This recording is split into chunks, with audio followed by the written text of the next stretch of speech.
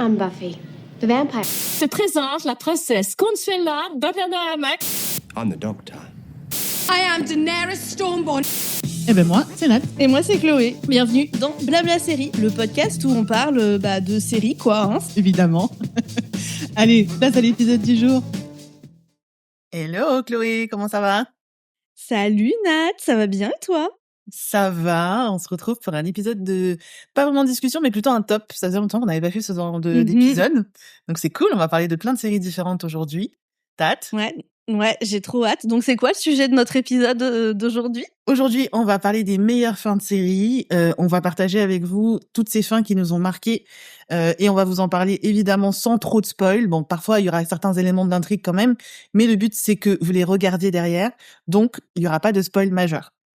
Voilà, donc on vous dit pas le nom du meurtrier, mais on vous dit qu'on a peut-être aimé l'ambiance, le style de fin, les petits détails éventuellement, mais pas la grosse intrigue principale, comment elle s'est résolue, quoi. C'est ça. Et autre précision aussi, c'est vrai qu'on a tendance à l'oublier, on va vous parler de plein de séries différentes et cet épisode va être chapitré, donc n'hésitez pas à regarder ensuite la liste des chapitres si vous voulez sauter d'une série à l'autre, comme ça vous aurez, comment on dit, la meilleure expérience possible. C'est ça. Si on parle d'une série qui vous intéresse pas du tout, passez à la suivante. Exactement. Si on parle d'une série, vous voulez vraiment aucune info sur la fin, passez à la suivante. Et puis sinon, écoutez tout, hein.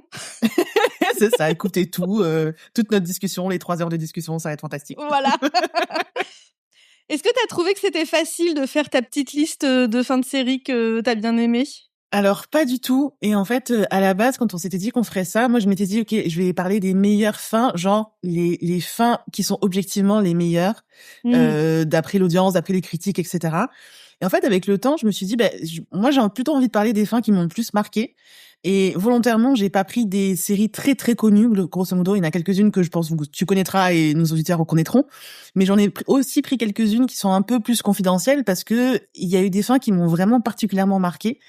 Et quand j'ai fait, tu vois, quand j'ai sélectionné un peu mes séries, j'ai regardé un peu sur mon bêta série toutes les séries que j'avais regardées, celles qui sont terminées. Mais il y en a plusieurs que j'avais oubliées. Je me suis dit, ah ouais, celle-ci, en fait, j'avais oublié, elle est incroyable. Et pour préparer l'épisode, j'ai regardé un peu sur YouTube les récaps des dernières saisons pour que ça soit frais. Et il y a certains trucs où j'ai recommencé à chialer, même si ça faisait 10 ans que j'avais vu le truc. Je me suis dit, ok, c'est une fin efficace, parlons-en. Et toi? Ouais, carrément. J'ai trouvé que c'était pas très facile aussi. Et en fait, spontanément, je pense... Alors, il y a une série, tu me poses la question, c'est quoi la meilleure fin de série? Je vous dirai tout à l'heure c'est quoi cette série. Il y a une série où je réponds immédiatement, c'est celle-là. Pour moi, c'est la meilleure fin de série de tous les temps. J'ai adoré cette fin, elle est toujours géniale et je la regarde régulièrement sur YouTube. Ok. Ça me fait toujours autant d'émotions de la regarder. Je trouve que c'est vraiment une super fin de série. Mais sinon, voilà, c'était surtout, j'ai trouvé pas mal des vieux trucs qui me venaient spontanément, tu vois, sans trop réfléchir. Après, en réfléchissant un peu plus, en regardant des listes de séries que j'ai regardées et tout, j'en ai d'autres qui sont venues. Je me dis, mais comment j'y ai pas pensé? Elle est géniale, la fin de cette série. Mais spontanément, c'était des trucs plutôt anciens, des années 90-2000, tu vois. Et je me suis dit, mais est-ce que c'est parce que on regardait moins de séries, donc on était plus facilement satisfait de la fin? Est-ce qu'on avait des fins qui étaient un peu plus réfléchies et travaillées, ou un peu plus émotionnelles, tu vois, en mode plus happy ending? C'est très années 90-2000, à la fin, c'est du happy ending, quoi. Et peut-être moins aujourd'hui, mais du coup, ça fait peut-être aussi plus d'émotions qui font que tu te dis oh là là, qu'est-ce que j'ai chialé à la fin, c'était génial. Donc je me suis un peu interrogée là-dessus. J'ai pas la réponse, hein, mais ça m'a un peu interrogée sur. Bon, après, il y a aussi plein de séries qui ont été annulées.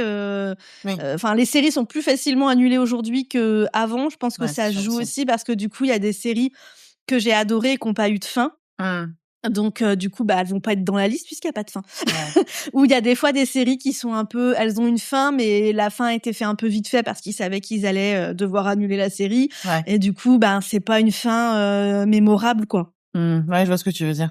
Et je pense, pour revenir sur ce que tu disais, je pense que c'est un mix des deux, entre le fait que dans les années 90-2000 on regardait pas beaucoup de séries et aussi le fait que c'était un épisode par semaine avec 24 épisodes par an. et souvent c'était des longues séries. Tu vois, moi par exemple, dans les fins qui me restent en tête et pourtant que j'ai pas mis sur la liste, il y a la fin des frères Scott par exemple, qui en soi objectivement était pas incroyable, mais ils ont réussi à jouer sur l'émotion et en plus c'était des personnages qu'on suivait depuis 10 ans et donc forcément l'attachement est complètement différent de une série que tu regardes et il y a 10 épisodes par-ci par-là quoi. Donc je pense que ça a mis tout ça. On était beaucoup plus attachés aux personnages et du coup on savait qu'on leur disait au revoir, ça nous faisait un truc qui fait que les séries sont plus mémorables. J'ai essayé moi aussi pour ma liste de pas aller chercher dans des listes qui peuvent être publiées en ligne, tu vois, pas des trucs génériques, enfin même pas forcément génériques mais qui sont les avis d'autres gens. J'ai essayé de juste me baser sur moi, mes souvenirs, éventuellement réveiller mes souvenirs en regardant un petit peu ce que j'ai vu, mais pareil, rester plutôt sur moi, mon ressenti, quoi. Parce que bon, si vous cherchez le top 10 des meilleures séries de tous les temps, tapez-le dans Google et... et voilà, quoi, vous n'avez pas besoin de nous pour vous le lire.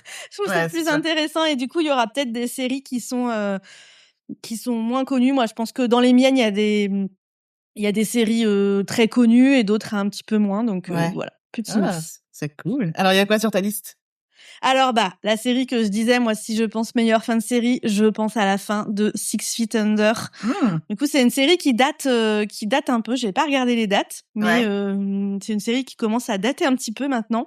Ça suit une famille qui a une maison funéraire. C'est le mot, une maison funéraire, Des pompes funèbres? Voilà, des pompes funèbres. Et donc ils gèrent leurs pompes funèbres et ils habitent, je crois même, genre les pompes funèbres sont au rez-de-chaussée, ils habitent en haut, quoi. C'est vraiment c'est cette famille. Donc c'est toute l'histoire de cette famille. Je me souviens plus trop des détails maintenant de exactement ce qui leur arrive à part quelques grands trucs. Et donc on suit leur vie, mais aussi leur profession. Et chaque épisode commence par la mort de quelqu'un, en fait, le mort dont ils vont s'occuper pendant l'épisode, quoi, dont ils vont gérer l'enterrement. C'est vraiment, je l'ai pas revu, même si régulièrement je me dis, tu devrais te faire un petit rewatch de Six Feet Under, mais je sais qu'à l'époque c'est une série que j'ai vraiment vraiment bien aimée. Et la fin, c'est vraiment moi, j'aime bien quand ça conclut. Tu sais un peu où vont aller les personnages après. Tu vois, ce genre de fin, c'est ultra classique en fait d'avoir un peu une vision du futur de machin, il va lui arriver ça, machin, il va lui arriver ça. Et mais je trouve que c'est toujours très efficace, surtout si t'es attaché au personnage. Donc on a une fin dans ce genre-là, mais la façon dont c'est filmé, c'est ce qui la rend forte et ce qu'il raconte, c'est fort aussi.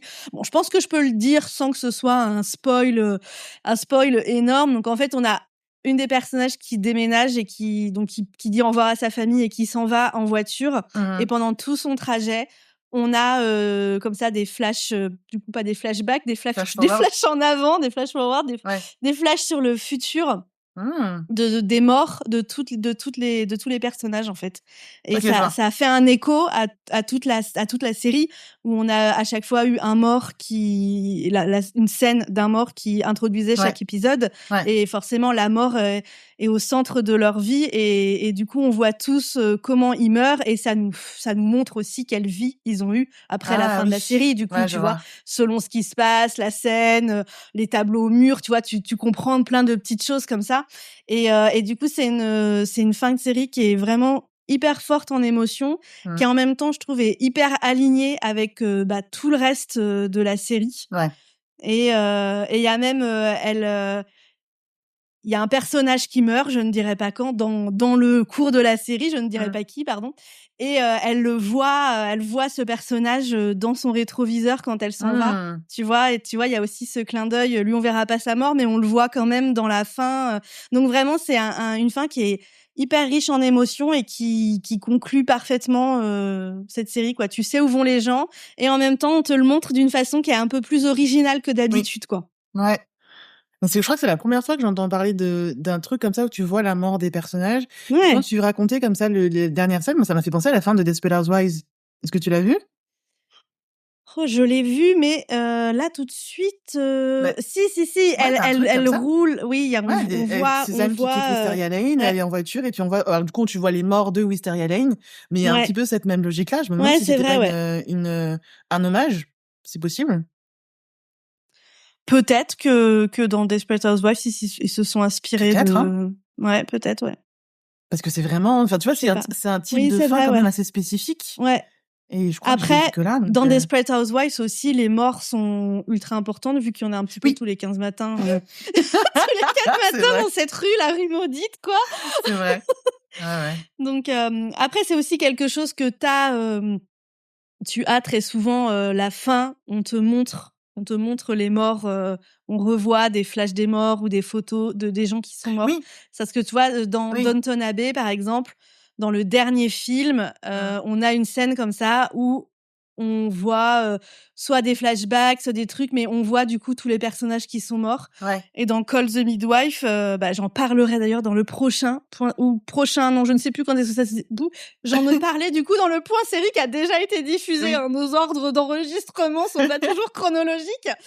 Et pareil, en fait, on a un moment, il y a des photos et on voit du coup les photos de personnes qui ont quitté la série ou de personnages qui sont morts. Tu vois, il y a Oui, mais là, voilà, vraiment, le voilà. coup du personnage qui déménage du lieu iconique, qui roule en voiture et qui voit tous les morts, c'est quand Ouais. même, tu vois, Ouais, c'est bien vrai, il y a spécifique, quelque quoi. chose Il y a plein de de quand détails. même ouais, assez similaire, ouais. Mm. Et c'était pas trop triste de voir la mort des personnages que t'aimes bien, même si, ok, Ah, c'est une série qui est liée à la mort, c'est alors pas moi, je très te dis, surprenant, mais quand même. je regarde, si je regarde sur Ah, c'est YouTube, celle-là? là, je l'ai regardé, c'est celle-là, ouais. Ah ouais. Si j'ai regardé cette semaine, j'avais les larmes aux yeux, quoi. Ça m'émeut Ah bah oui, tu toujours, m'étonnes. parce que tu les vois tous mourir. Après, c'est pas des morts forcément horribles, hein, tu vois, Ouais, mais quand même. mais tu les vois tous. Ouais, ça fait, mais c'est vraiment vachement bien. Parce que tu Mhm. dis vraiment complètement au revoir aux personnages, quoi. Ouais, Et en ouais. même temps, tu vois qu'ils ont une vie. Ils meurent pas tous à la fin de l'épisode en soi. Ouais. Au moment où tu vois leur mort, tu sais que ça se trouve c'est dans 20 ans, c'est dans 30 ans, c'est dans Ouais, je vois. tu vois? Parce qu'il y en a qui meurent vieux, il y en a qui meurent plus ou moins vieux, hein, tout le monde meurt pas vieux dans son lit, mais ouais, mais du coup ouais, c'est hyper émotionnel comme fin. Ok. Et du coup, tu dirais que c'est une série qui termine sur une bonne note dans le sens où elle va crescendo, ou elle a toujours été au top, ou il y a eu des ventres mous des fois? Eh ben, écoute, je ne sais plus. Ah, Franchement, ça fait tellement longtemps que ouais, je peux pas dire ça a été. Je me souviens que j'ai bien aimé cette série, mais ouais. j'ai vraiment plus tous les détails en tête. Ça se trouve, je fais un rewatch aujourd'hui et je dirais, c'est pas si bien. Après, je sais qu'il y a quand même pas mal de personnes qui aiment bien cette série et cette Mm. fin de série notamment. Je sais que j'ai aussi des amis qui trouvent qu'elle est géniale. Ouais. Donc je pense que je serais pas complètement déçue par la série, mais je me souviens plus s'il y a eu. Je me souviens même plus combien de temps ça a duré. C'est vraiment marrant que j'ai jamais fait de rewatch. The Rewatch, ouais. Ouais. Ah, alors là, je suis sur Google, ça me dit 2001, 5 saisons. Donc c'est fini en 2006. Ouais, c'est pour ça aussi que mon souvenir est un peu mou. Hein. Ouais, et Ça commence à dater, ça a 20 ans. Quoi. et si je me souviens bien, c'était une série du câble, donc devait pas y avoir beaucoup d'épisodes. Ouais, c'était HBO. Ah bah ça doit être sur HBO Max du coup. C'est HBO. Eh ben, je vais aller regarder ça ce week-end, voir Eh si ben elle y voilà. est toujours. Trop cool. Donc tu la recommandes alors? Bah écoute, là a priori je la recommande, ça se trouve, venez pas me dire c'est nul. Ouais, mais c'est une vieille série aussi. Venez pas me dire à Chloé c'est hyper cringe ton truc, ils font des blagues pourries. C'était en 2006, hein. Donc j'ai peut-être oublié. Je la regarderai de nouveau et je vous dirai si c'est toujours bien, mais je pense que c'était quand même une bonne série. Ouais. Ok. Moi, je vais enchaîner avec une série où, objectivement, je pourrais pas dire que c'est une bonne série. C'est une série vraiment, non, c'est pas je sais pas comment dire, c'est pas une bonne série en soi, mais elle remplit bien son but, son objectif. Je vais parler de Pretty Little Liars, qui est, je pense que de notre génération, donc les années 2010, je pense que c'est la série avec un grand L soapesque, tu vois, c'est un petit peu l'équivalent d'un Dynasty, d'un Melrose Place, de ce genre de truc, d'un Dallas et tout ça.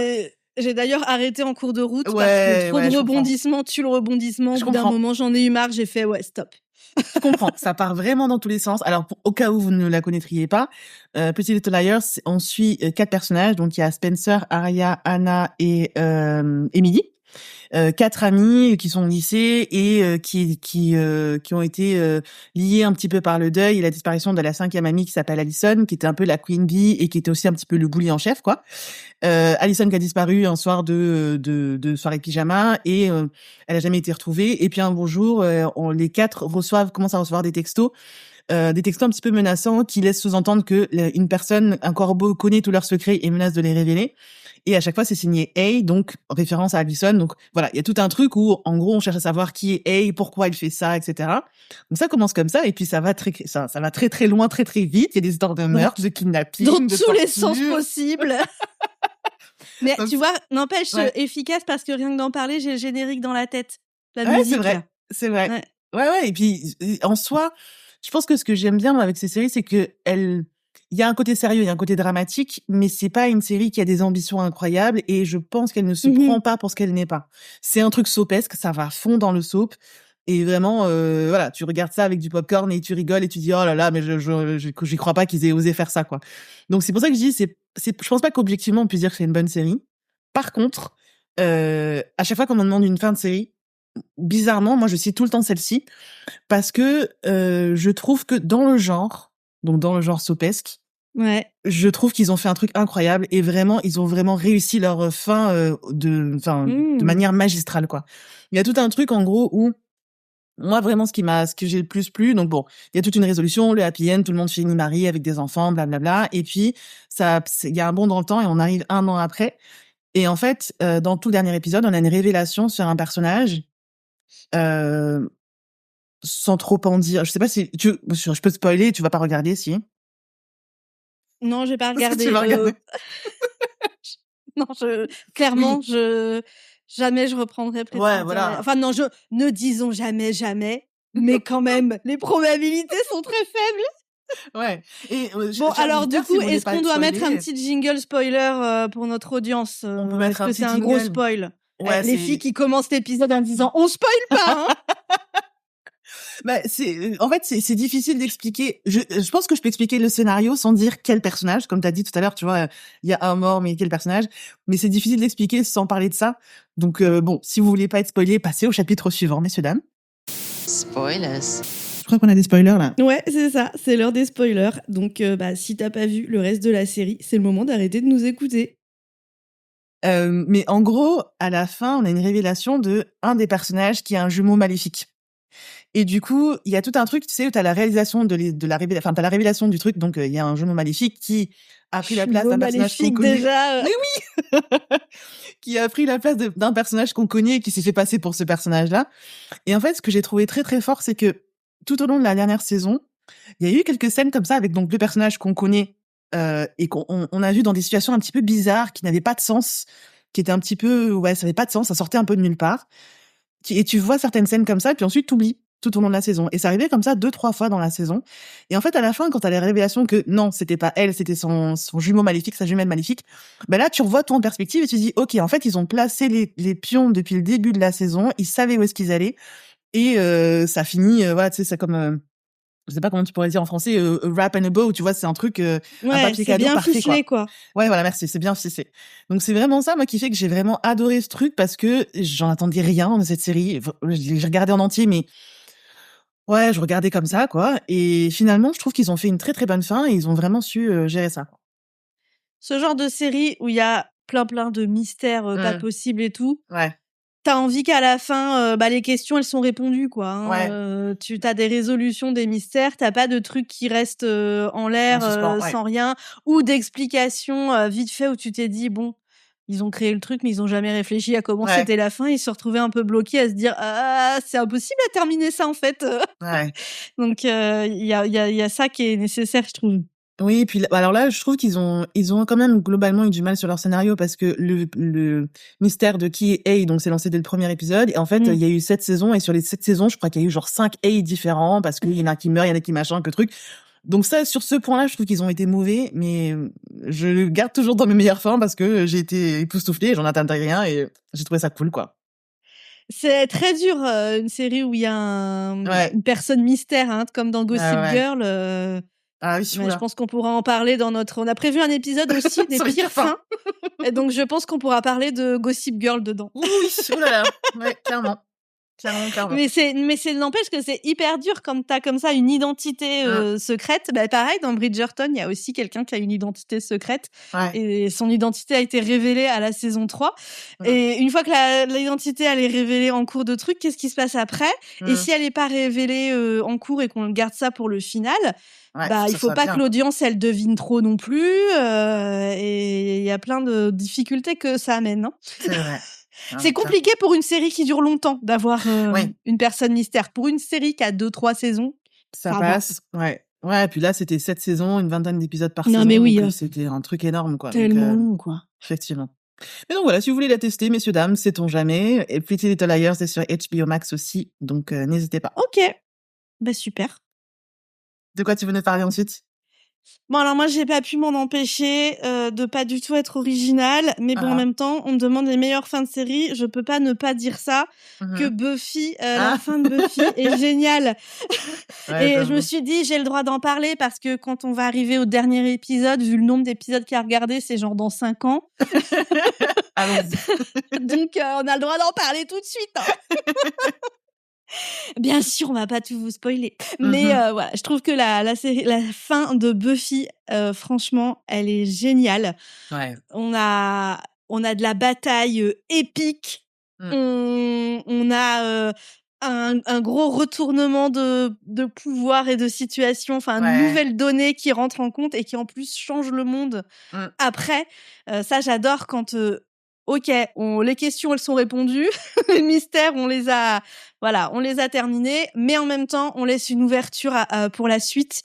Et dans Buffy on a complètement ça. Il y a plein de trucs, c'est résolu, c'est fini, ok, voilà, la bataille elle est gagnée. Enfin, c'est pas un gros spoiler de vous dire qui gagne la bataille, sans doute.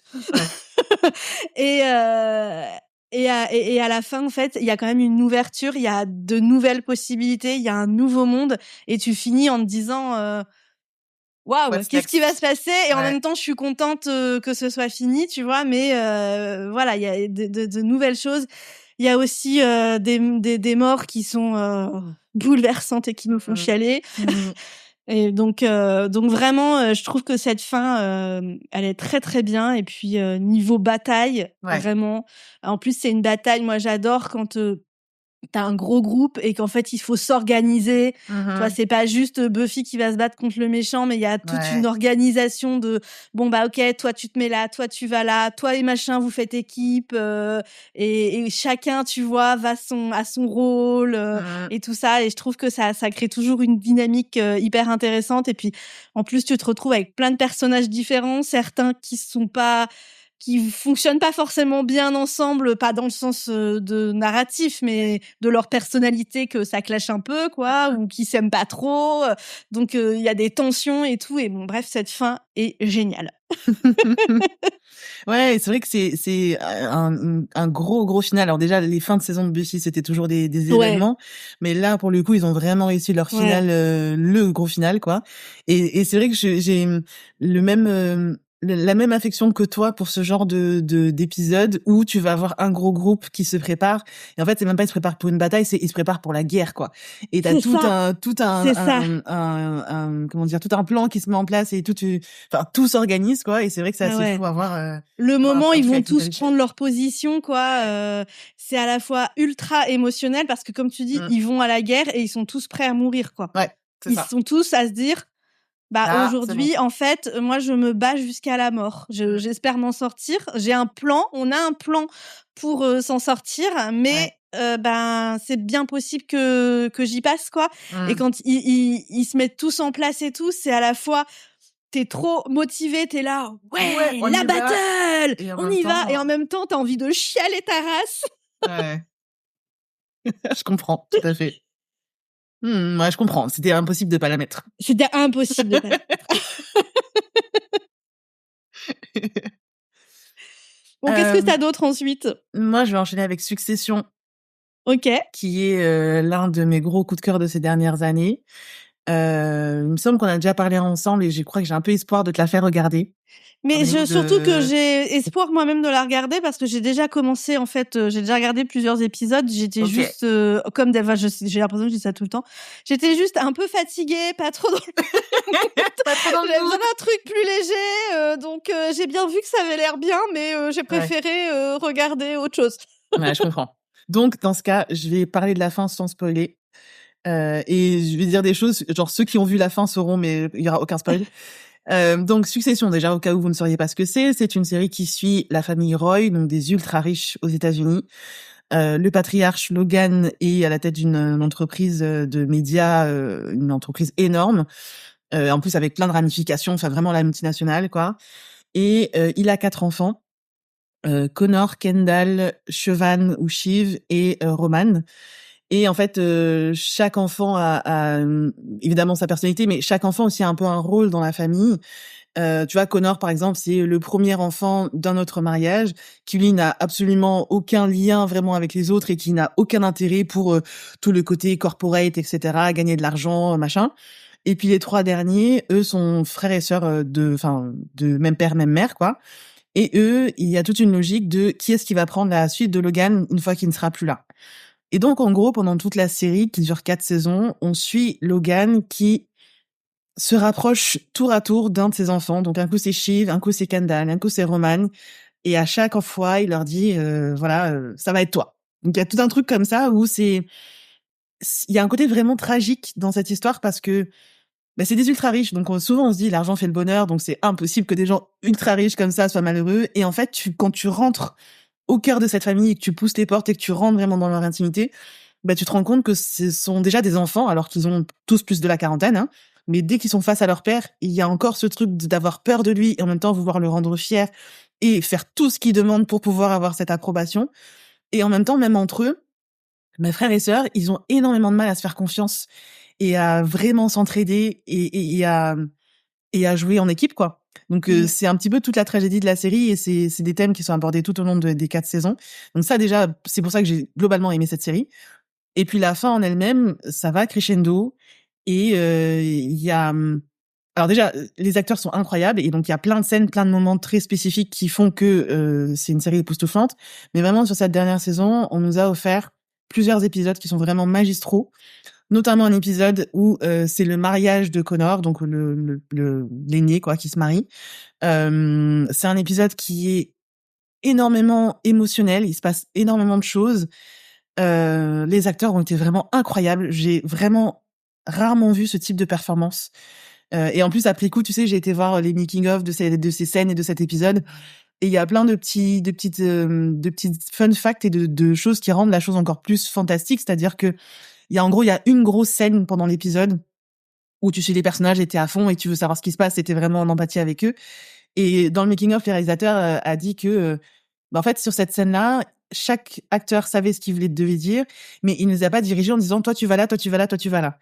En fait, ce qu'il a fait, c'est que il a mis comment dire, il les a mis dans une certaine condition. Donc, il a été voir les extras, comment on dit, les figurants. Ouais. Il a organisé la pièce d'une certaine manière qui fait que il s'attendait à ce que les acteurs, dans la peau de leur personnage, se comportent de telle manière et aillent à tel endroit. Tu vois ce que je veux dire? Ouais, d'accord. Okay. Et donc, du coup, quand tu vois cette scène et quand tu vois la manière dont c'est orchestré, je trouve que c'est vraiment, c'est magique, quoi. C'est vraiment fascinant de voir, OK. En fait, là, ce que je suis en train de voir, c'est pas tant répété que ça et c'est pas tant cadré que ça. Alors après, c'est peut-être du marketing, mais en tout cas, sur moi, ça a marché. Ah, super intéressant. Ouais. Donc voilà, vraiment une excellente série qui en plus, dans la veine de la série qui est une série dramatique, j'ai beaucoup apprécié aussi le fait qu'il n'y ait pas de happy end. Il y a pas, bon, de toute façon, ça aurait pas fait sens, mais tu vois, il y a pas de, on part au soleil couchant et tout le monde est content et tout le monde est marié, il y a des enfants, tout ça. Non, pas du tout. C'est vraiment typiquement une fin douce amère qui est parfaite pour les personnages, qui en plus a su surprendre et qui était incroyable, quoi.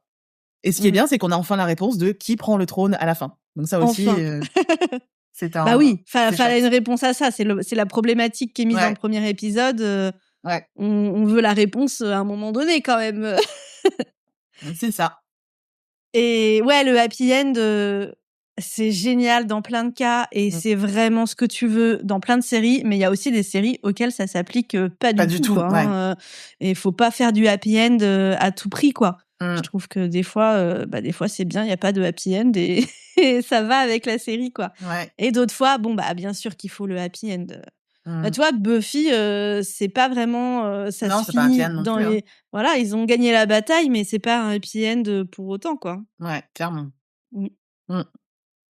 Est-ce que ça t'a un peu donné envie de reprendre ou pas? Oui, mais de toute façon, j'ai envie, mais c'est vrai que si, ça me donne envie de savoir que la fin est bien, c'est quand même aussi quelque chose qui motive parce que Bah, tu des m'étonnes, fois, voilà, surtout des séries où il y a pas mal de quand même de suspense, de dire bon, quand est-ce qu'on sait la conclusion du truc, il faut que les trucs soient résolus, quoi. Ouais. Oui, c'est ça, c'est résolu et en même temps, la saison 4 est sortie en 2023.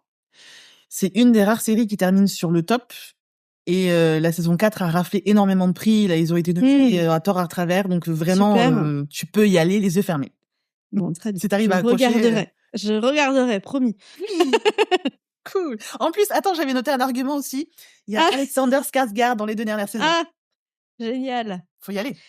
Même si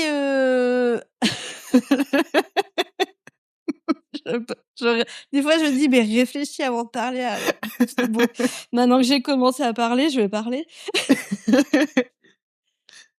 Quand True Blood est sorti, Alexander Skarsgård était Ton crush. une des raisons de regarder True Blood. Ouais. Je le trouvais extrêmement beau. Ouais. Et il y a eu ce moment où vieillissant où j'ai eu ce truc de merde, il ressemble à mon frère en fait maintenant. Donc du coup, je suis tout à fait d'accord pour dire que c'est un très bel homme. C'est plus tellement un argument de regarde, il y a un beau gosse dans le truc, parce que bah moi je vois quand même vachement mon frère. Ah oui, je comprends que ça soit perturbant du coup. Si ton frère passe par là, on lui passe le bonjour d'ailleurs. Voilà, salut toi nous. C'est quand même un très bon acteur. Bien sûr, je ne regarde pas des séries que parce que les acteurs sont beaux. Non, bien sûr. Je précise quand même que je ne suis pas si superficielle, c'est un plus, mais c'est quand même un très bon acteur tout seul, enfin même s'il était moche, je veux dire. C'est ça, tu le verras arriver dans le monde corporate. Ça trop bien, trop cool. Non mais oui, ça, j'ai envie de la regarder cette série. Cool, on s'en reparle. On s'en reparlera. Tu veux enchaîner sur quoi? Alors ensuite, moi j'ai Crazy Ex-Girlfriend. Est-ce que tu as regardé cette série? Non, jamais regardé, je connais juste deux noms.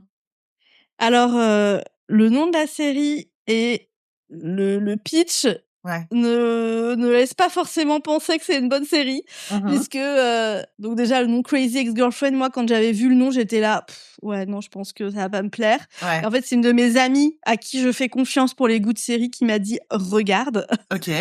Et elle avait raison.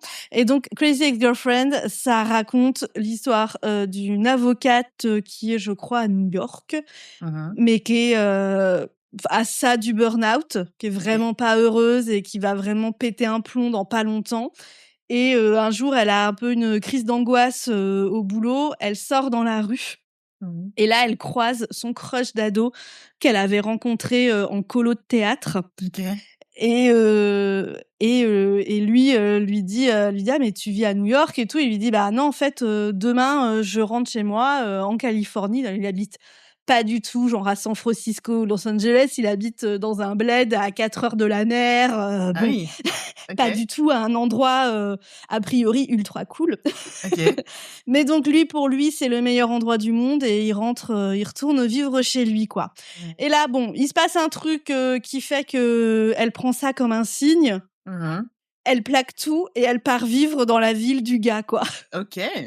En se disant je vais renouer avec mon crush d'ado, et puis enfin c'était même pas son crush, c'était son petit copain pendant qu'ils étaient en colo de théâtre. Donc voilà, on va renouer et puis tous les problèmes de ma vie vont être réglés. Elle fuit clairement ses problèmes quoi.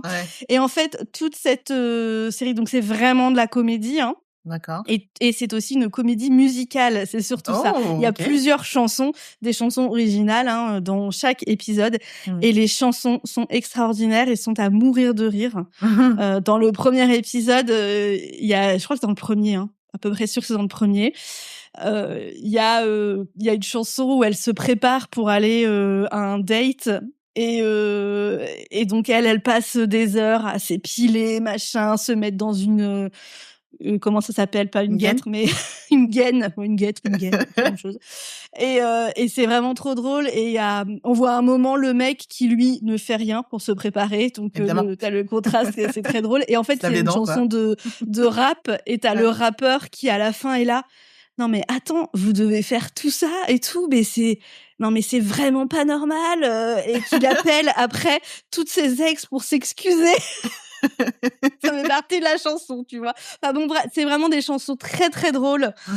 Et c'est ce qui fait que la série est aussi exceptionnelle. C'est vraiment une série qui est trop drôle. Les chansons sont super et les personnages sont aussi attachants. Donc c'est beaucoup ces histoires d'amour à elle diverses et ces histoires avec ses collègues de boulot aussi, puisqu'elle trouve un job d'avocate là-bas.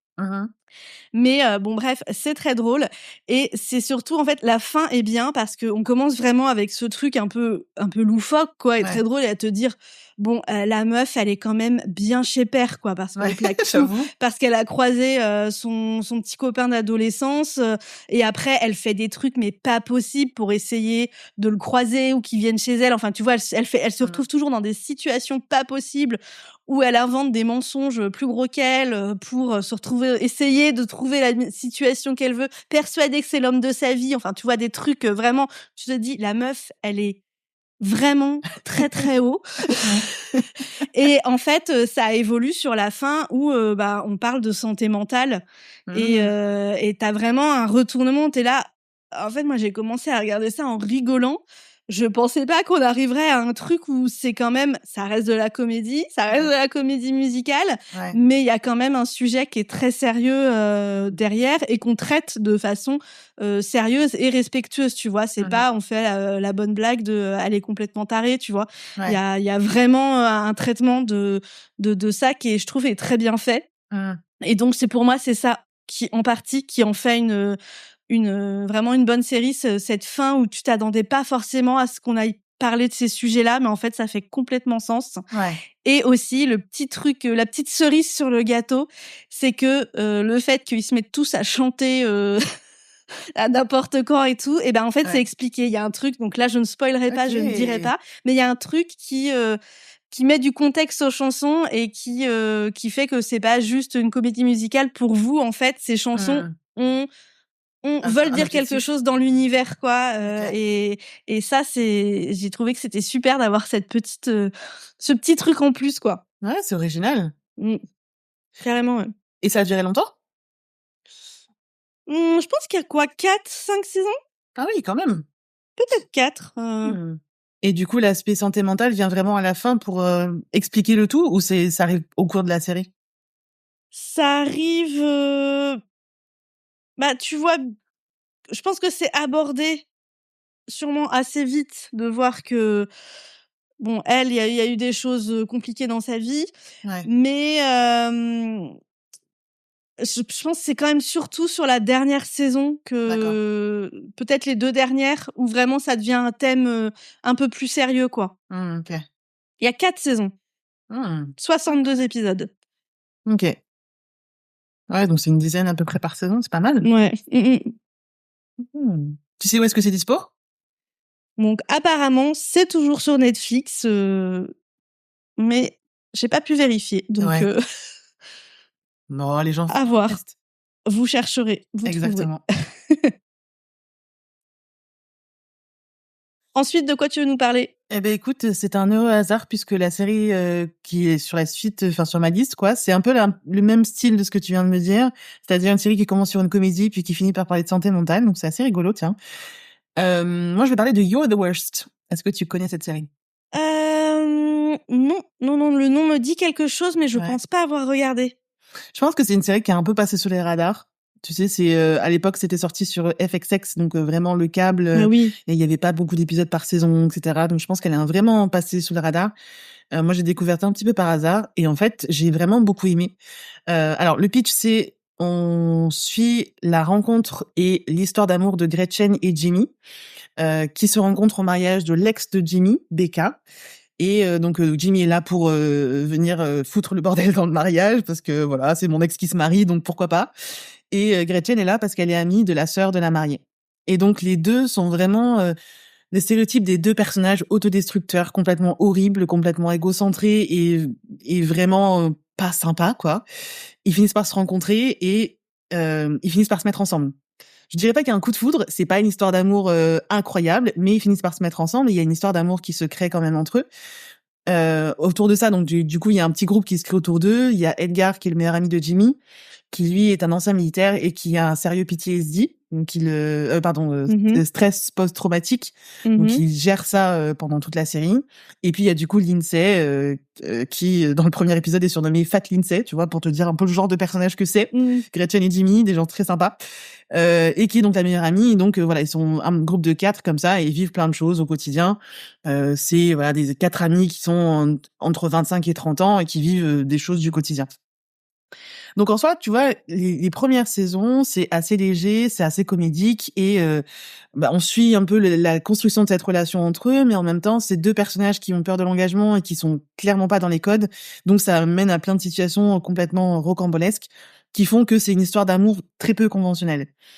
Et en fait, là où ça passe un autre step, c'est dès la saison 2 où il y a un épisode où tout le monde se retrouve coincé dans la maison de Jimmy, qui est une très grande maison à Los Angeles. Tout le monde se retrouve coincé, ils peuvent pas sortir de chez eux. Et là, Gretchen pète un plomb. Littéralement, elle pète un plomb. Elle se dit, OK, je peux pas rester là, il faut absolument que je boive. Elle cherche absolument à avoir de l'alcool. Et puis, elle finit par avoir un monologue où elle balance des horreurs à chaque personne. Elle prend chaque personne à tour et elle leur balance des horreurs inimaginables. Et puis, en fait, à la fin de cet épisode, tu la vois qui pleure sur les genoux de sa copine et sa copine qui lui dit, c'est revenu, non? Ouais, c'est revenu. Et en fait, on comprend qu'elle est déprimée. Alors, à l'époque, ils se disaient clinically depressed, donc vraiment dépressive, cliniquement.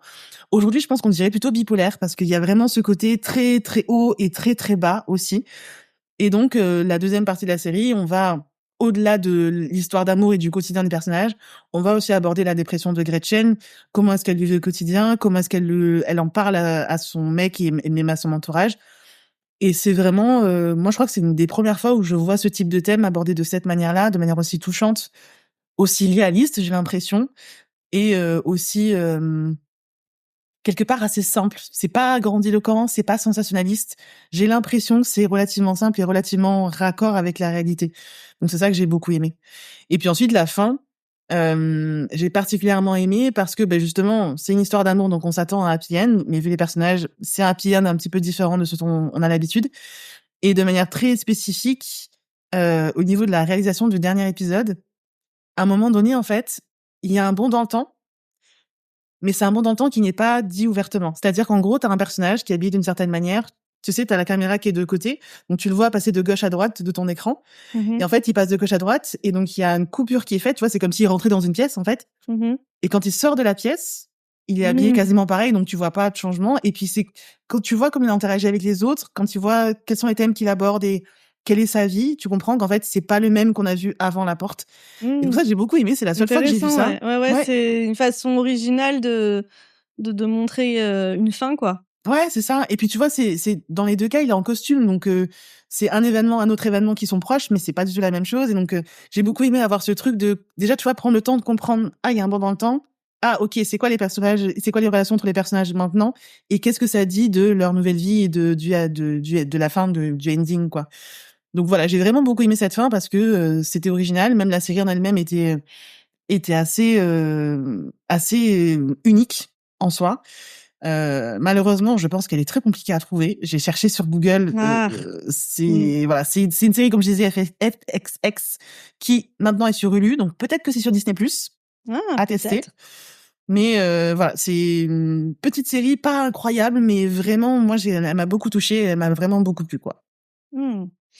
Tu vois, d'avoir un bond dans le temps, voilà, ça fait partie c'est une façon un peu attendue de fin de série et qu'on apprécie énormément. On a envie de savoir où vont les gens. Ouais. Mais du coup, je trouve que on peut être quand même hyper original en faisant un bond dans le temps, comme tu dis avec cette série. Et pareil avec Six Feet Under, quoi. Ouais. C'est pareil, on a un bond dans le temps, on voit ce qui se passe dans le futur, mais en fait, c'est fait de façon originale et c'est ça qui rend le truc un peu plus intéressant, quoi. Ouais, c'est ça, on casse un petit peu les codes et du coup, ça donne une impression au spectateur assez particulière. Que tu vois, comme je disais, c'est pas une série grandiloquente, mais c'est une fin dont je me souviens encore maintenant, alors que ça s'est terminé en 2019. Ah ouais. Et c'est vraiment un truc qui m'a marqué sur le coup de se dire, waouh, en fait, ils ont fait ça, ok. Trop bien, ouais. Alors, ça a pas l'air d'être sur Disney+, malheureusement. Ah non. Bon, mais eh bien, si jamais un jour vous la voyez passer, messieurs, dames, n'hésitez pas. Parce qu'on n'oublie pas que les séries, ça va, ça vient. Hein. Exactement. Celles qui ne sont pas ultra connues, enfin même les ultra connues d'ailleurs, changent de plateforme régulièrement. Mais voilà, des fois, c'est plus dispo nulle part et ça se trouve, dans 2 semaines, ça revient sur Netflix, quoi. Hein. C'est ça. Ou sur Disney+, ou machin. Ça se trouve, quand Disney a racheté Hulu, ça, c'était pas dedans.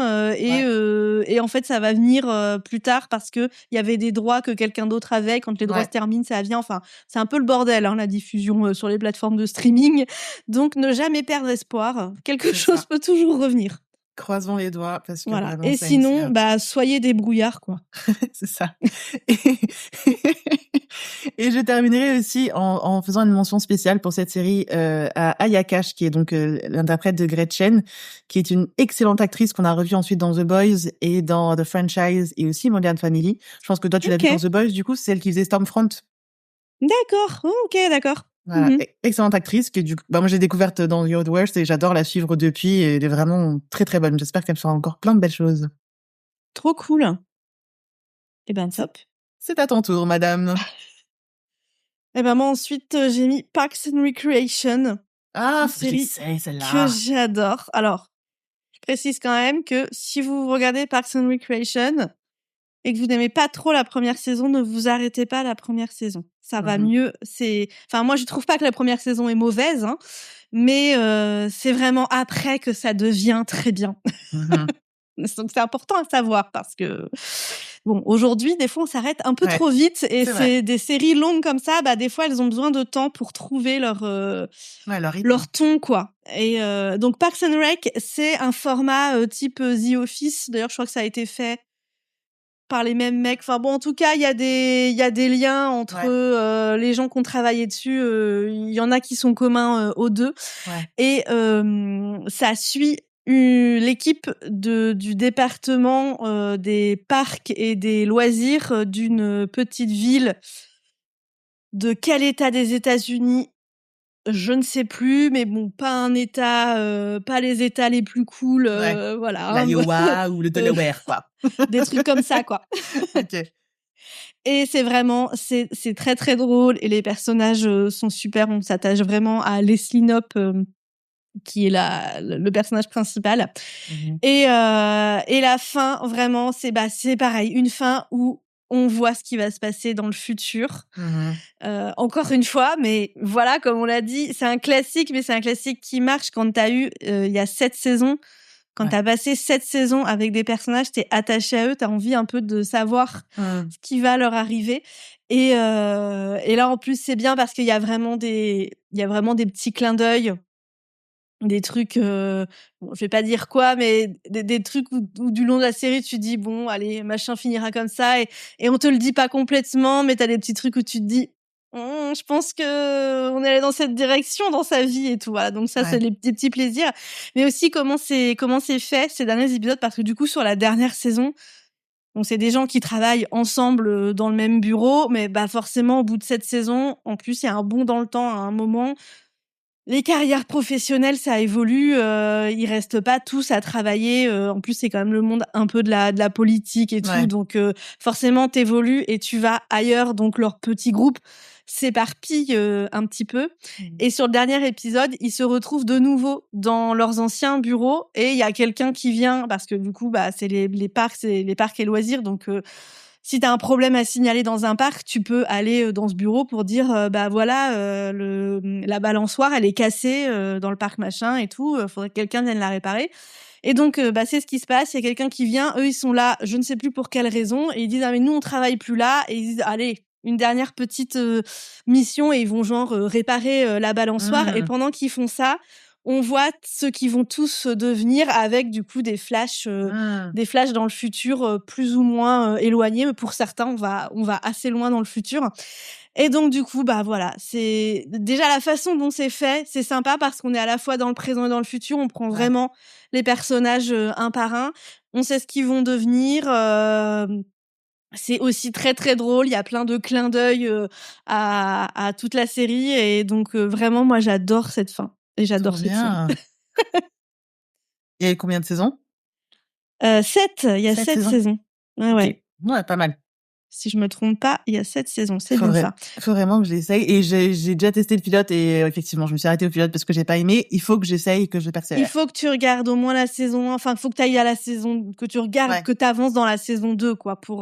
Surtout qu'en plus, je crois qu'ils ont vraiment changé, c'est vraiment un truc officiel qu'à la fin de la saison 1, ils ont un peu changé la direction du truc et qu'ils ont même un peu changé les personnages. Il y en a un qu'ils ont même dégagé. Oh. Et ils ont un peu changé certains personnages, quoi. Ils se sont dit, Leslie, elle va être un petit peu moins caricaturale. Enfin, tu vois, ils ont quand même fait évoluer le truc vraiment à la fin de la saison. Ils se sont dit, c'est pas la direction qu'on veut prendre. Ouais. Donc, faut vraiment regarder la saison 1 quand même parce que elle est bien quand même. Et puis, bon, ça pose quand même des choses sur les personnages. Mais il faut aller dans la saison 2. Ouais. Et après, bon, c'est très drôle. C'est un humour particulier, je pense que tout le monde accroche pas forcément à cet humour-là, mais si on accroche, c'est ultra drôle, quoi. Okay. Et donc c'est disponible sur Canal, ça a l'air d'être disponible sur Apple aussi, peut-être sur Netflix, mais j'ai pas de compte Netflix pour aller vérifier, donc peut-être. J'ai pas de Netflix en ce moment. Ok. Si c'est sur Canal en plus, parfait, c'est facile à retrouver. Ok, je me la mets, je la testerai ce mois-ci. Ah, trop bien. Moi, j'enchaîne sur Devs. Est-ce que tu en as entendu parler? Non, pas du tout. Devs. C'est tu sais, le genre de série que tu testes un peu par hasard et que finalement tu trouves ça incroyable et donc tu kiffes et tu regardes en très peu de temps. C'est une des séries qui m'a fait ça. C'est une série d'Alex Garland qui a réalisé récemment Civil War. Okay. Donc, et qui, moi, je trouve qu'il est très bon en scénario. Bon, il a aussi fait le dernier 28 ans plus tard. Mon mec adore Alex Garland, mais il m'a dit le film était vraiment pourri. Donc, parfois, il a ses égarements. Mais Devs, c'est une mini-série qui est sortie en 2020.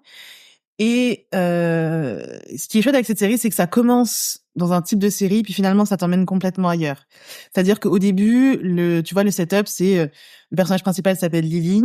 Elle est ingénieure dans une grande entreprise dans la Silicon Valley et elle commence à se poser des questions le jour où son petit ami Sergei, qui travaille dans la même entreprise, disparaît. Et donc en fait, ça correspond aussi au jour où il a été affecté à un projet incroyable de l'entreprise, mais méga secret. Donc la première fois, il a été bossé là-bas, le lendemain, il n'est pas revenu, quoi. Donc elle commence à poser des questions, à enquêter un petit peu, à chercher à savoir ce qui lui est arrivé.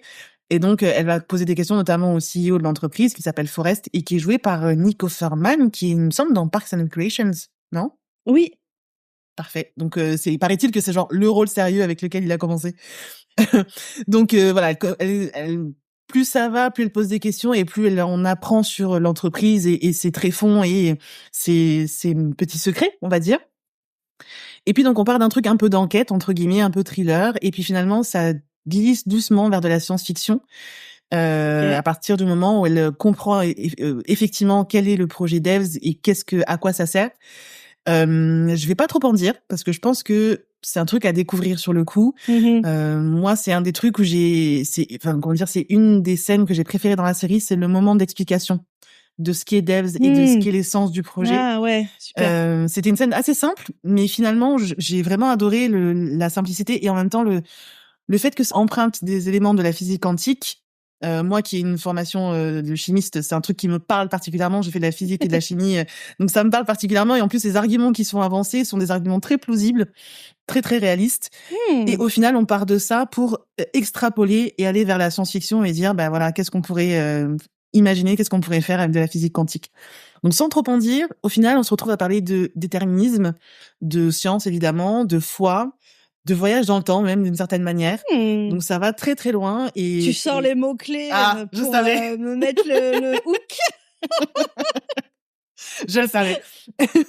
Et surtout, voilà, ça va très loin, mais en même temps, ça ne part pas dans tous les sens, malgré tout.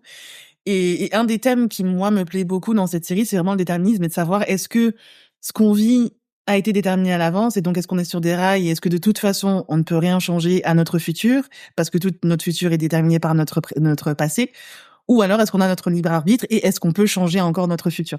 Grosso modo, la question, c'est ça. Donc voilà, j'ai vraiment beaucoup aimé cette série. Je trouve que le final est incroyable aussi et ça, c'est un genre de fin qui est relativement ouverte et qui est relativement happy end. Encore un petit peu douce amère, mais c'est relativement happy end. Et vraiment, au-delà de la fin, c'est vraiment tout le chemin que j'ai vraiment beaucoup aimé, que ça soit le scénario, comme je disais, donc le principe de Devs, la réal, même l'ambiance musicale est très particulière et vraiment très spécifique. Et voilà, c'est un gros package que j'ai vraiment adoré, quoi. Ok, super. Bah écoute, je connaissais pas du tout cette série, mais peut-être que je la regarderai. Où est-ce que c'est dispo? Est-ce que tu sais? Écoute, de ce que j'ai vu sur Internet, a priori, ça devrait être sur Hulu aussi, donc peut-être Ok. plus à tester, à vérifier. Mais voilà, encore une fois, c'est une petite série qui a pas fait énormément de bruit, qui est sortie en 2020, un peu en catimini, donc je sais pas si ça va être facilement trouvable. Tu la vois sur Disney+? C'est deux Devs. DEVS. Ah, ça n'a pas l'air d'être sur Disney+. Ah, pourtant, je crois que j'ai tapé sur Google, il me semble qu'il y avait je suis bien sur Disney+, oui. Ça se trouve, j'ai ouvert la mauvaise plateforme. Hein. Ah, mais moi, j'ai vu sur Google, donc autant, c'est peut-être ça aussi, hein. Non, mais c'est le problème quand tu cherches dans Google, il te dit des trucs, mais en fait, il y a la page qui est créée sur genre Netflix ou Disney+, mais il y a plus du tout, la série n'est plus dispo, alors qu'elle était dispo avant et elle l'est plus, quoi. Ouais. Bah là, en tout cas, quand je cherche, moi, j'ai l'abonnement Disney+ en ce moment. Ouais. Donc, quand je cherche Devs dans Disney+, j'ai pas. Il y a pas? Ah, ouais. Non. Ouais, je me suis fait avoir. Dans Google, il y a une des premières pages, c'est Disney+, regardez Devs, épisode complet. Je me suis dit, elle y est. Bah oui, bah c'est normal. Aïe. Bon, c'est encore lu, donc ça peut-être que ça reviendra. Voilà, c'est toujours la même chose. Ça y est pas, mais ça pourra peut-être revenir. Ouais, j'espère plus, parce que c'était vraiment une bonne expérience, quoi. Promis, la prochaine, je sais où est-ce qu'elle est trouvable, mais normalement, c'est bon. Promis, on va vous donner des séries que vous pouvez regarder. Tu veux enchaîner avec quoi? Alors moi, dans ma liste, j'ai mis une série connue, Orange is the New Black. Et parce que j'ai vu plusieurs fois des gens critiquer, je crois, cette fin, je sais plus exactement pourquoi, mais que c'était peut-être trop sombre, trop... Et c'est vrai que la dernière saison d'Orange is the New Black, mais ça te fend le cœur, quoi. Hein. Tu chiales, t'es en angoisse totale sur le monde. C'est les destins de plusieurs personnages est vraiment mais dramatique et d'une tristesse absolue. Et en même temps, bah, je trouve que c'est une très bonne fin parce que je pense que c'est très réaliste. Et tu vois, on pouvait pas avoir un happy ending. Toutes les personnes sortent de la prison et sont heureuses, quoi. Oui, bien sûr. Le système carcéral et surtout le système carcéral américain, il est là pour écraser, quoi. Et on le voit bien dans toute la série que c'est géré comme une entreprise. Il faut qu'il y ait des bénéfices et des machins et tout. Forcément, ça écrase les humains, quoi. Et donc que ce soit tragique à la fin, ça me semble normal. Et en plus, la fin est complètement pendant le premier mandat de Donald Trump. Et donc il y avait son deuxième mandat est pire, voilà. Mais il y avait clairement ça avait déjà eu des impacts sur les politiques d'immigration et tout ça. Et donc il y a aussi ce contexte politique. Je trouve ça bien que ils aient pas mis, tu vois, des petites fleurs bleues et la vie est belle, quoi, en fait, qu'ils aient montré parce qu'il y a beaucoup de personnages qui sont il y a beaucoup de latinas, c'est surtout elles d'ailleurs qui sont affectées par les problèmes et tout. Donc d'ailleurs, il y a pas que les personnages de couleurs qui ont qui ont des fins dramatiques, mais voilà, pour certaines fins qui sont en lien avec l'immigration et qui sont vraiment mais qui te brisent le cœur, bah en fait c'était la réalité quoi. Et je trouvais ça bien que un show qui a décidé de parler de la prison, même si c'était pas dans l'histoire de base, c'est lié à l'immigration et que bah fallait parler en fait de tous ces trucs là et de la réalité de ce qui se passait dans le pays, tu vois. Ils auraient fait un truc en happy ending, j'aurais été extrêmement déçue. Et donc je trouve ça très bien. Et c'est une fin qui est très forte pour ça, je trouve, qui est vraiment inscrite dans son temps et dans les problématiques du pays de son temps, et qui, je vais pas dire dénoncer, mais qui montre quand même une certaine réalité. Ouais, voilà quoi, à quel point ce système il est plus que pourri quoi. Et bon voilà, c'est une fin qui est très triste. Mais qui était nécessaire, je pense, et qui a été bien faite. C'est vrai que maintenant que tu me le dis, j'avais complètement oublié tout cet aspect-là. Moi, je sais que j'avais pas trop aimé la fin de Orange is the New Black. Je trouve qu'elle avait commencé très haut et qu'elle était pas mal descendue, mais c'est vrai que ces aspects-là étaient importants quand même et restent importants dans l'Amérique d'aujourd'hui. Je me souviens d'une personnage où il y avait une histoire justement de déportation où elle est latina et puis on se fait arrêter et puis elle dit non je suis américaine, regardez j'ai ma carte, et en fait elle se rend compte qu'elle a absolument pas les papiers. Ça c'est vrai que c'était déchirant cette histoire.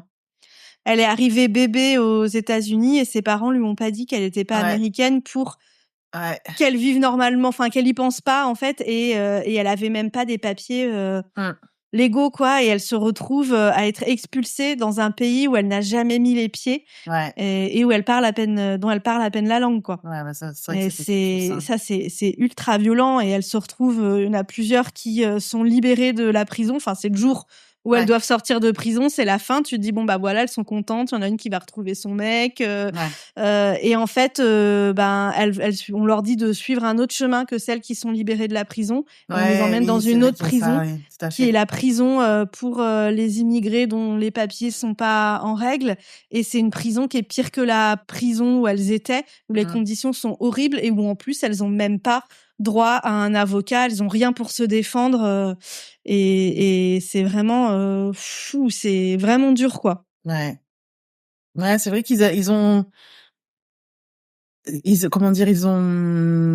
ils avaient très très bien écrit leurs personnages, je trouve. Et déjà, c'est assez rare d'avoir une série chorale comme ça avec que des femmes et des personnages aussi forts et aussi bien écrits, aussi bien creusés. Et c'est vrai que pour ça, au moins, Orange is the New Black, c'est une série qui doit rester dans les annales malgré tout, même si voilà, on peut ne pas aimer la fin, mais au moins il y a ce truc-là, cet impact-là. Et en plus, c'est une des séries, je pense, qui a contribué au succès de Netflix, qui a fait que Netflix est ce qu'elle est aujourd'hui.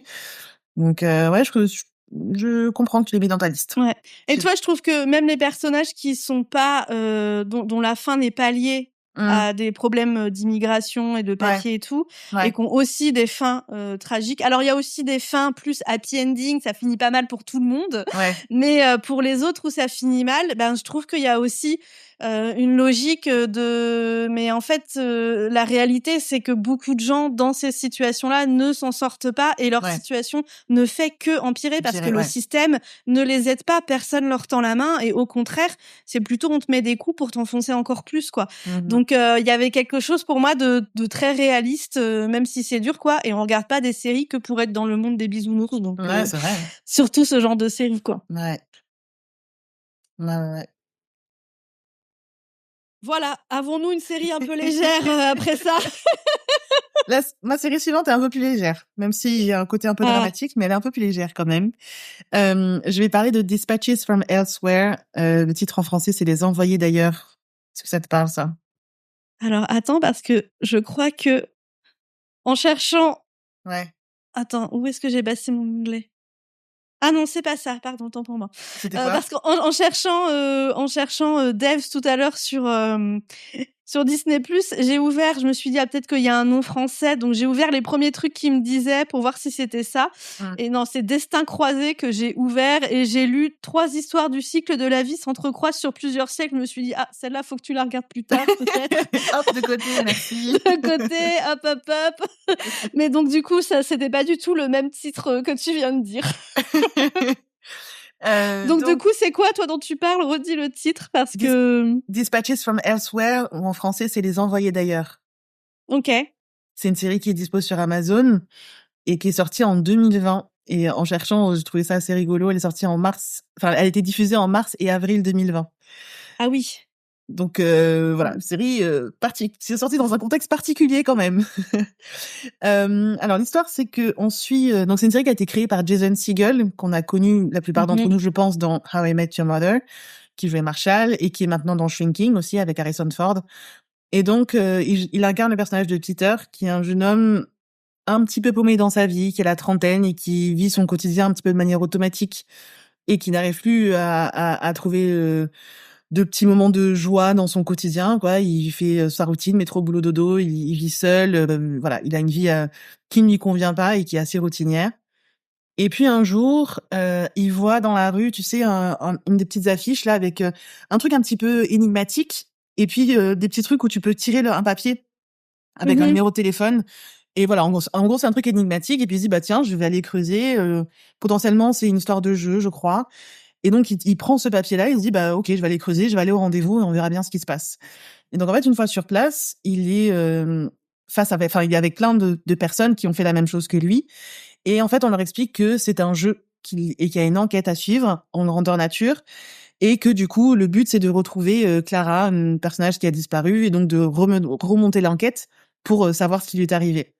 Donc, une fois qu'il est sur place, il se retrouve mis en équipe, à travailler en équipe avec 3 autres personnes. Donc, Fred Wynn, un homme qui est très intelligent, mais qui est très seul aussi dans son quotidien et qui, pareil, a du mal un peu à vivre cette solitude. Simone, une jeune femme qui est plutôt rêveuse, plutôt solitaire, plutôt artiste. Et Janice, une femme âgée qui est un petit peu perdue dans son quotidien depuis que son mari est décédé. Et donc, les 4 vont se retrouver à unir leurs forces, à résoudre les énigmes, passer les différentes étapes du jeu pour pouvoir trouver qu'est-ce qui est effectivement arrivé à Clara. Et donc, t'as vraiment ce côté un peu, déjà, jeu grandeur nature, mystère, enquête, et puis c'est vraiment une équipe improbable puisque les personnages sont tous très différents les uns des autres. C'est pas des personnages qui se seraient croisés dans leur quotidien, et donc là, ils se retrouvent à travailler en équipe.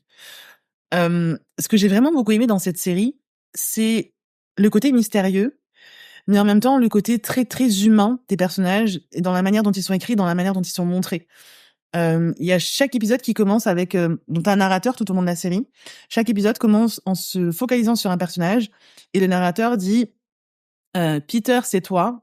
Peter, c'est toi si tu es comme ça, tu vis ça dans ton quotidien, tu expérimentes ce genre de choses.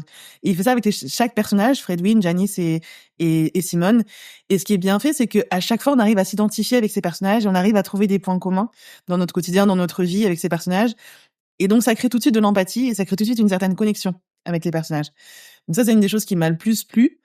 Et au-delà de ça, donc t'as le côté vraiment enquête, voilà, on cherche un peu qu'est-ce qui s'est passé, le côté mystère.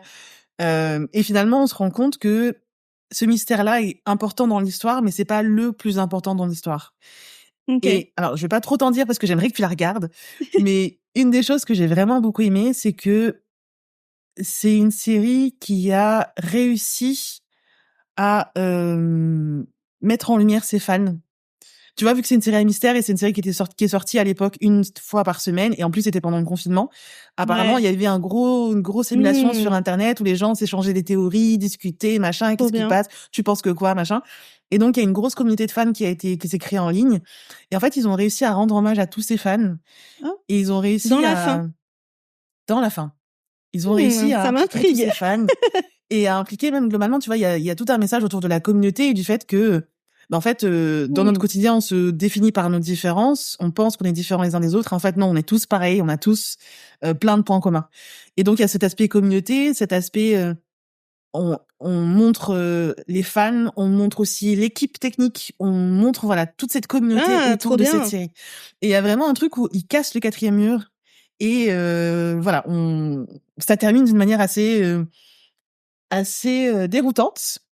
Quand tu suis le fil de l'histoire, ça termine de manière assez déroutante, mais en même temps, c'est ultra touchant.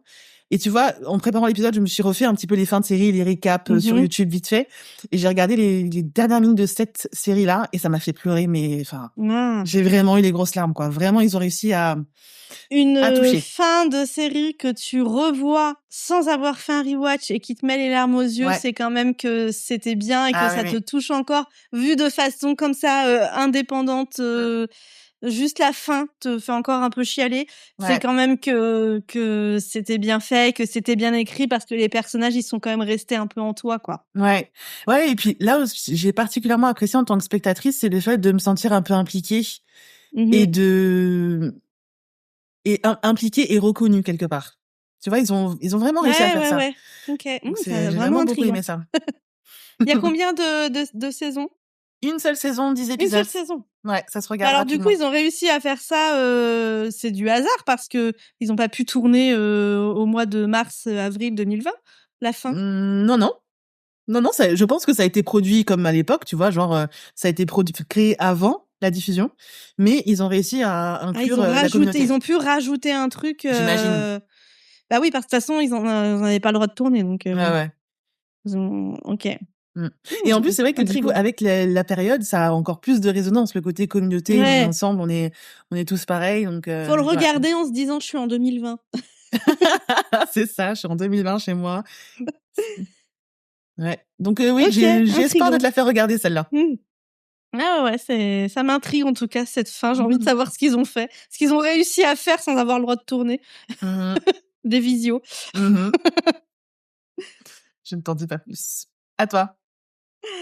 Alors, on s'était pas dit à combien de séries on se limitait. Donc, à un bout d'un moment, là, moi, je me suis dit, va peut-être falloir arrêter de... Stop, on en a déjà assez. Et j'en avais quand même mis 2 en bonus. Moi aussi, j'ai pensé à des bonus. On peut faire un truc peut-être mention spéciale. Il me reste mes deux bonus. Il me reste 2 séries, en fait. Mais après, j'ai pas de... Voilà. C'est des séries très connues, donc je me suis dit, je les mets, mais j'en parlerai que si on a le temps ou pas, quoi. C'est pareil. Moi, je me suis mis des séries connues à la fin en me disant, on peut faire des mentions spéciales, rapidement, voilà. Ok. Bah alors, moi, j'ai mis Friends. Évidemment. Parce que, et d'ailleurs, ce midi, du coup, pendant ma pause déj, j'ai regardé le dernier épisode de Friends. Parce que je me suis dit, t'en gardes un souvenir et tout, mais je sais que Friends, je lui trouve beaucoup de défauts et c'est pas une série que j'ai vue. Enfin, ça fait longtemps que je l'ai pas vue. Et je me suis dit, ça se trouve, tu trouverais que le dernier épisode n'est pas bien aujourd'hui. Et en fait, non, il marche complètement. J'ai complètement eu l'émotion quand ils posent leurs clés sur le comptoir, quand on voit après la porte avec le truc jaune, le cadre jaune et tout. T'as encore l'émotion de c'est la fin, on dit au revoir, ça marche toujours, quoi. Ouais, c'est vrai que c'est une très bonne fin et c'est typiquement, tu vois, on disait c'est des personnages qu'on a suivis pendant 10 ans, on a l'impression que c'est un peu nos potes, c'est dur de leur dire au revoir, quoi. Alors je me suis dit en regardant le dernier épisode, aujourd'hui, j'aimerais que Rachel fasse un différent choix que le choix qu'elle a fait. Clairement. Mais en même temps, ça va avec toute la série qu'on a eue et enfin le choix va avec est logique. Tu vois, avec la série, je trouve que c'est le choix attendu et c'est le happy ending attendu, même si voilà, moi je préférerais qu'on voit autre chose, mais en même temps non, pas dans une comédie comme ça où tu veux juste que les gens soient heureux et amoureux et on n'est pas là pour voir le détail que l'amour n'est pas une fin en soi et compagnie. Ouais, c'est vrai. C'est vrai que moi c'est peut-être aussi cette bémol, c'est le côté trop happy end de sitcom, ils sont tous mariés avec des enfants. Oui, voilà, en fait le problème c'est que happy end veut dire quelque chose de très classique, voilà, marié, 2 enfants, maison dans un super lotissement, quoi. Et bon, ça c'est un peu, mais ça va avec toute la série, je trouve, comme c'est voilà du soap, ça passe, quoi. Enfin, c'est normal. Oui, tu vois, ça va avec. On s'attend pas à questionner le monde, quoi. C'est vrai. On veut du happy end un peu classique. Mais bon, on peut avoir du happy end qui est du happy end sans avoir des enfants, du mariage et tout ça. Donc, c'est vrai qu'il y aurait pu des choses auraient pu être faites différemment. C'est vrai. Mais bon, ça reste quand même une fin très efficace et j'ai ressenti la petite émotion sur la fin de me dire on leur dit au revoir. Chloé, ça fait 15 ans que t'as pas regardé la série, donc t'es pas en train de leur dire au revoir, mais bon. Mais un petit peu quand même. Un peu quand même, ouais. Qu'est-ce que t'avais d'autre comme fin de série un peu connue? Dans la même veine, j'ai The Office. un peu le même concept. Et pourtant, je l'ai découverte tard, et je l'ai bingé, donc il y a un peu moins d'attachement, mais de l'attachement quand même. Surtout que c'était moins bien. Enfin, j'ai trouvé que la dernière ou les 2 dernières saisons, je ne sais plus, était bof, mais la fin, dans mon souvenir, était quand même bien, ouais. Ouais, c'est ça. C'est que à partir de la saison 6, si je dis pas de bêtises, Steve Carell a quitté la série, donc plus Steve Carell, plus d'essence de la série, clairement. Ils ont tenté de remplacer avec d'autres personnages, mais effectivement, c'était pas du tout pareil. Mais ils ont réussi à finir cette série d'une très belle manière et d'une manière très émouvante. Ça reste avec un mariage et ça reste relativement classique. Mais voilà, j'ai trouvé la fin quand même très on point pour The Office. Chaque personnage a sa fin d'histoire. Et il me semble qu'ils ont tous un happy end. Et voilà, c'était assez émouvant aussi, quoi. Bah oui, ouais, c'est vrai, ouais. Moi ensuite, j'ai mis Charmed. Parce que Charmed, c'est une série que j'ai adorée quand j'étais ado. Je regardais, au début, je regardais, c'était pendant la trilogie du samedi. Et après, je crois que c'était en diffusion. J'ai ce souvenir-là que c'était diffusé en fin d'après-midi. Parce que j'ai ce souvenir de rentrer du lycée avec ma sœur et il y a eu un petit moment où c'était un peu notre tradition on rentre de l'école, on regarde l'épisode de Charmed. Donc, je pense que ça a été diffusé en fin d'après-midi à un moment. Donc, j'ai vraiment adoré Charmed. Mais alors, pareil, pareil, c'est une série où on pourrait amener plein de critiques et le but de cette série n'est pas de révolutionner le monde, c'est vraiment du divertissement. Et la dernière saison, même plus tôt, je pense les deux dernières saisons, enfin à la fin là, c'était vraiment pas top. Mais les 2 derniers épisodes, je pense que c'est un épisode en 2 épisodes. J'ai adoré ce final. Bon, micro spoil, tout le monde meurt. Ah merde. Mais bon, on s'en doute que tout le monde meurt pas dans une série comme ça, donc tout le monde meurt, mais il y en a une sœur qui reste en vie et qui va tout faire pour changer le cours des choses, quoi, et faire que ses sœurs ne meurent pas. Donc c'est ultra dramatique, quoi, tout le monde est mort. Et après, en fait, voilà, le fait qu'elle dit bah non, en fait, moi je suis pas d'accord, donc et qu'elle change le truc, c'est vachement bien. Et puis on a à la fin le petit happy ending classique de qu'est-ce qu'elles vont devenir, enfin pas complètement toute leur vie, mais comme ça des petits flashs dans le futur qui nous dit oh voilà, oh qu'est-ce qu'elles sont heureuses. On est toujours content d'avoir ça. Oui, voilà, merci. On veut aussi des bons petits happy ending. C'est ça. Donc j'avais bien aimé cette fin et puis surtout après 1 ou 2 saisons vraiment catastrophiques, avoir une fin qui est bien, ça fait du bien, quoi, parce que tu restes du coup sur la note positive et pas sur la note négative. Ouais, ça récompense tous tes efforts. Ouais, c'est ça. C'est moi, j'ai tenu. Jusqu'au bout. Qu'est-ce que t'avais d'autre à nous dire? J'ai encore Breaking Bad. Parce que bon, c'est une des grosses séries, c'est une série qui revient souvent quand même quand on parle de fin de série, et ça reste une des meilleures dans le sens où c'est une des rares qui finit sur une bonne note, qui a été crescendo tout le long, et qui alors moi je tiens compte de la fin de la série, je ne tiens absolument pas compte du film Netflix qui a eu lieu après et qui était à mon sens très mauvais. Mais je ne savais même pas qu'il existait. Oh donc, oui. Ils ont fait un film centré sur Jesse. D'accord, OK. Ouais. Voilà, Netflix. Donc voilà, ça on oublie. Mais à part ça, fin de série très émouvante, très surprenante aussi, palpitante même. On a des morts des morts de personnages assez iconiques. On a Walt qui va jusqu'au bout de sa folie et qui finit complètement seul. Bon, ça c'est pas une grosse surprise, hein. Mais voilà, c'est une très très bonne série, très très bonne fin, très très cohérente avec tous les personnages et la manière dont les choses évoluent. Alors ça part parfois un petit peu à droite à gauche, il y a des histoires de cartels, de cartels non, mais c'est quoi, c'est un groupe néo-nazi qui rentre dans l'histoire, une histoire de corporation, machin. Bon, ça part un peu loin, mais je trouve quand même que ça reste une bonne série. Moi, j'avoue que à l'époque, j'ai tout regardé et j'ai vraiment bien aimé cette série. Et depuis, mon cerveau a oublié quasiment tout. Donc là, quand je t'entends parler, ça me revient par tout petits morceaux, mais vraiment micro-morceaux. C'est fou à quel point j'ai oublié cette série. Enfin, ce qui s'est passé, toi. J'ai pas oublié qu'elle existait, mais vraiment, je sais plus. Je sais plus les détails des trucs. Pourtant, j'ai vraiment bien aimé à l'époque, hein, mais...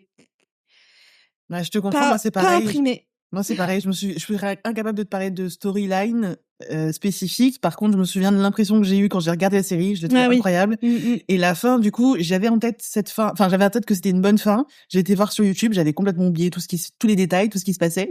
Mais je me souvenais surtout de la fin de Walt et les morts de personnages importants. Et rien que ça, déjà, ça m'avait marqué, quoi. Ouais, bah tu vois, moi, ça m'a pas des masses marqué, quoi. Ah ouais. Ouais. Non, je me souviens plus trop. Je crois que j'ai bien aimé, mais je me souviens plus trop du détail de la fin, quoi. C'est marrant, hein, parce que pourtant, je reconnais absolument que j'ai bien aimé et que c'était une bonne série. Je suis sûre que c'était une bonne série, mais mon cerveau, il l'a pas imprimé. Ah, chouette, ouais. Un jour, je pourrais peut-être faire un rewatch et ce sera comme si je la regardais pour la première fois. Je te le souhaite. Est-ce que t'avais d'autres séries? Non, moi, j'ai plus de séries, là. Moi, 2 mentions spéciales pour This Is Us et les frères Scott.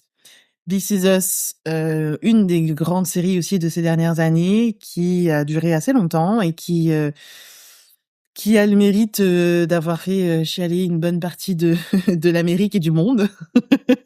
C'est une des rares séries. Alors moi, depuis le début, j'arrête pas de dire j'ai pleuré. En fait, de base, je suis pas une pleureuse, hein. Je pleure pas tant que ça, mais moi, des séries comme ça qui me touchent, moi, je veux qui tapent sur chialer les à bons la trucs, fin quoi. d'une série. Moi, je veux chialer. Ah, moi, pas nécessairement, tu vois, mais je me découvre un petit peu, et je pense que c'est aussi avec l'âge et le fait que tu connectes plus avec les situations que tu vois à l'écran et tu comprends un peu mieux. Enfin, moi, ça me fait ça, en tout cas, où je vais plus facilement pleurer et me dire, OK, je vois un peu ce que ressent le personnage et je comprends un peu tout ce que ça implique. Donc, pour le coup, This Is Us, pour moi, ça a été une surprise parce que j'ai pleuré dès le premier épisode et j'ai pleuré à chaque épisode, quasiment. Ah oui. Et voilà, c'est une série dramatique, assez classique dans le sens où, je dirais pas que c'est feel good, mais c'est quand même très gentil. Au niveau des storylines, au niveau des relations entre les personnages. Tu l'as vu, toi, This Is Us? J'ai vu le début et j'ai pas accroché, en fait. OK, d'accord. Je sais, pourtant, sur le papier, ça pourrait me plaire, mais je crois que j'ai regardé peut-être une saison quand même, mais j'ai arrêté, j'ai pas accroché. Ouais, OK. Bah, tu vois, c'est très gentil, c'est pas ultra palpitant, quoi que ce soit. Ça reste relativement safe comme type de série. Mais je trouve qu'ils ont quand même très bien mené leur scénario et la manière de raconter l'histoire. Et du coup, les derniers épisodes, la dernière saison, t'as un flash forward et c'est la mort de Rebecca. Donc, dans le présent, elle décède et c'est le moment où tout le monde vient lui dire au revoir. Et au fur et à mesure, tu vois un peu les moments qui ont mené à cet instant-là. Et je me souviens notamment d'un épisode qui m'a particulièrement marqué où plutôt dans la saison, elle parle d'un souvenir d'enfance où elle a fait un voyage en train avec son père et que c'était incroyable et que c'était un truc magique et tout ça. Et du coup, dans cet épisode-là, tu vois la Rebecca qui a 40 ans, qui est dans un train et qui remonte les wagons du train. Et en fait, en remontant les wagons du train, elle croise tous ceux de sa famille, tous ceux qu'elle a connus, tous ceux qui ont compté pour elle. Donc voilà, c'est très j'allais dire classique. Non, c'est pas classique, mais c'est très gentil et c'est très simple entre guillemets, mais c'était très bien exécuté et très émouvant.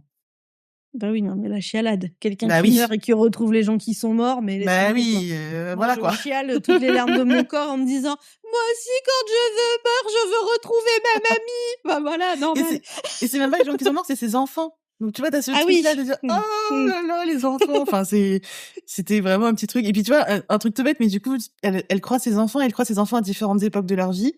Et du coup, tu sais, dans toute la série, t'as différents acteurs pour les mêmes enfants. Mais oui, bien sûr, ouais. Et donc, tu vois les mêmes acteurs pour un même personnage interagir entre eux. Ah, c'est super. tout bête, mais ça fait trop bizarre et c'est très émouvant et c'est très beau, quoi. Pas mal. Voilà.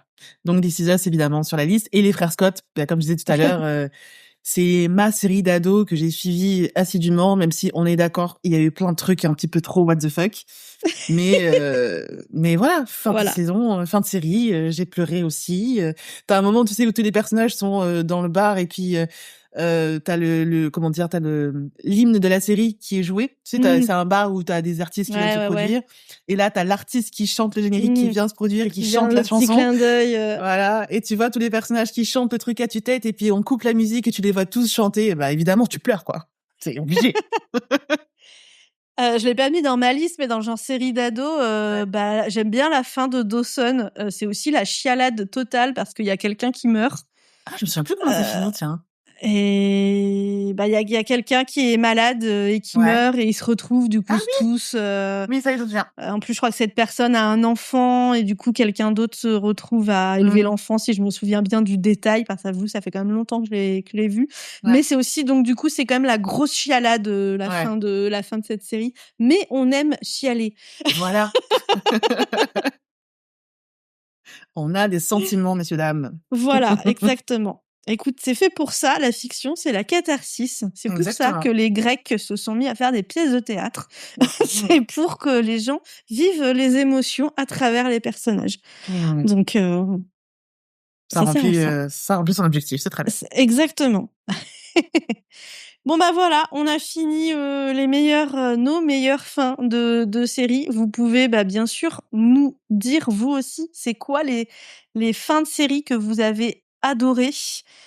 Est-ce que vous avez aimé les mêmes que nous? Est-ce que vous en avez à ajouter à notre liste déjà longue? Donc vous pouvez nous le dire, soit par mail, blablasérie avec un s.podcast@gmail.com, soit sur le réseau social de votre choix, Instagram, YouTube, TikTok, Pinterest, nous sommes partout. Donc laissez nous des petits commentaires pour nous dire c'est quoi vos fins de série préférées.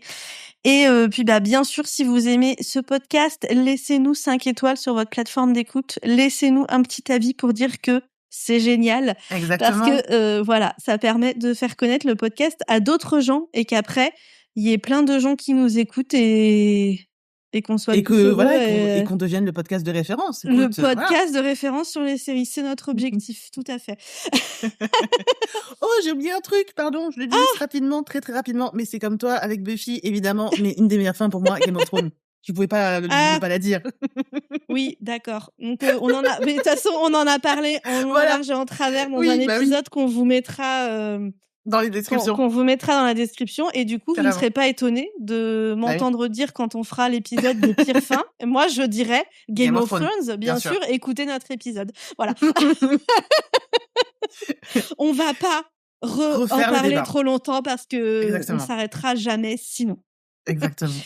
La semaine prochaine, on parle de la meilleure série de tous les temps.